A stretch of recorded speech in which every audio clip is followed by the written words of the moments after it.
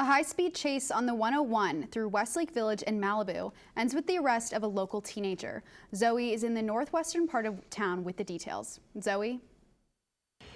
Yes, Nora, this is the spot where that pursuit ended in a crash on Thursday. With concerns around safety on local roads like PCH, another young Malibu resident is facing jail time for reckless driving.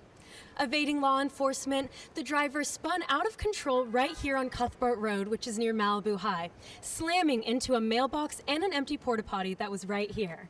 We now know that driver, 18-year-old Malibu resident Colin Brath, is out of jail after bonding out last night around 6 p.m. After hearing a full account of the incident from Sergeant Sutherland, members of Malibu City Council expressed disappointment at last night's meeting that it involves another young Malibu driver.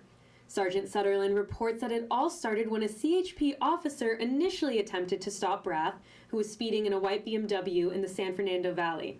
Brath evaded the officer, entering the right shoulder on the US 101 freeway at speeds over 115 miles per hour. Due to the dangerous driving, officers disengaged and traced the license plate number to Malibu address. A LAPD helicopter was able to locate and track his vehicle while officers headed to Brath's home. After turning around in Westlake Village and driving through to Canaan, Sergeant Sutherland says when Brath saw the law enforcement vehicles at his home, he took off again, resulting in another chase on Pacific Coast Highway. Brath then entered onto Cuthbert Road, and while attempting to pass a pickup truck, he struck the truck's side, losing control.